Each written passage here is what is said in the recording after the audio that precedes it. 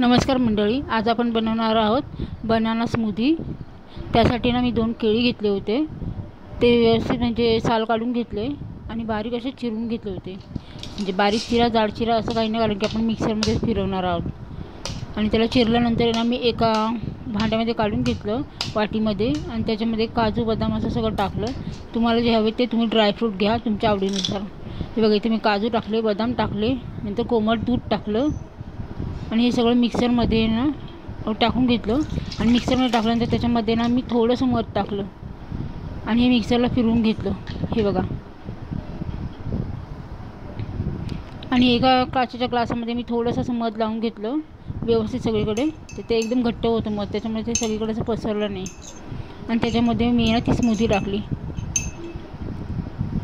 हे बघा, आणि त्याच्यावरून पुन्हा मध टाकलं थोडंसं असं नॉर्मल असं एकदम, आणि त्याच्यावर पुन्हा काजू बदामचे काप टाकले। कशी झाली स्मूदी नक्कीच कमेंटमध्ये सांगा, आणि व्हिडिओ आवडल्यास लाईक करा। ही बघा स्मूदी। आणि त्याच्यानंतर मी बनवला होता रेशमी पराठा। तर त्यासाठी मी मैदा घेतला होता 2 वाटी, नंतर चिली फ्लेक्स घेतले, मीठ घेतलं, थोडीशी साखर घेतली, कोथिंबीर आणि उकडलेला बटाटा घेतला आणि दही टाकलं होतं। आणि पाणी न लागता म्हणजे आधी असंच पीठ मळायचं बिना पाण्याचं, नंतर पाणी टाकायचं, कारण की दही आधीच ओलसर असतं, त्याच्यामुळे ते जास्त पातळ होण्याची शक्यता असते। नंतर इथे मी पराठा लाटून घेतला होता, आतमध्ये व्यवस्थित तेल लावलं आणि पराठा लाटून घेतला होता।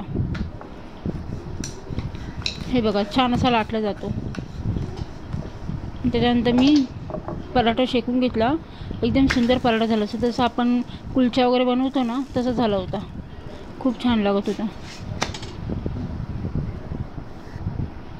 आणि त्याला मी दही आणि चटणीसोबत सर्व केलं होतं। आणि त्याच्यानंतर मी बनवलं होतं शेजवान चटणी बनवली होती, म्हणजे जे आपण मोमोजसोबत खातो ना ती वाली। तर त्यासाठी मी टोमॅटो घेतले होते, गरम पाण्यामध्ये टाकले आणि त्याच्यामध्ये लसूण मिरची टाकलं आणि व्यवस्थित असे साल निघूपर्यंत थोडे 10 मिनटं असं आपल्याला वाफवून घ्यायचे। हे बघा साल कसे निघतात। आणि त्यानंतर त्याला मी सगळं पाणी काढून घेतलं आणि ते मिक्सरच्या भांड्यात काढलं सगळं आणि वाटून घेतलं। मिक्सरमध्ये वाटायच्या आधी मीठ, जिरे, अद्रकचा तुकडा टाकला। हे बघा, ते व्हिडिओ डबल झाला आहे। आणि त्याच्यानंतर पॅनमध्ये तेल गरम केलं, त्याच्यामध्ये ते टाकलं वाटण, त्यात सोया सॉस टाकला, टोमॅटो सॉस टाकला, थोडासा व्हिनेगर टाकला आणि थोडासा लाल मसाला तर टाकला नाही मी, कारण की आधीच मिरच्या जास्त टाकल्या होत्या। आणि हा आहे तयार आपला सॉस, म्हणजे शेजवान चटणी किंवा सॉस। आणि ह्या फ्रूटला तुम्ही काय म्हणतात ते मला नक्कीच कमेंटमध्ये सांगा। मी कधी बघितलं नव्हतं, मी पहिल्यांदाच आणलं होतं। माझी लेक मार्केटमध्ये गेली होती तर तिने आणलं होतं हे, तर मला त्याचं नाव काही माहिती नाही। तुम्हाला माहिती असेल तर नक्कीच कमेंटमध्ये सांगा, आणि व्हिडिओ आवडल्यास लाईक करा, शेअर करा, सबस्क्राईब करा। बाय।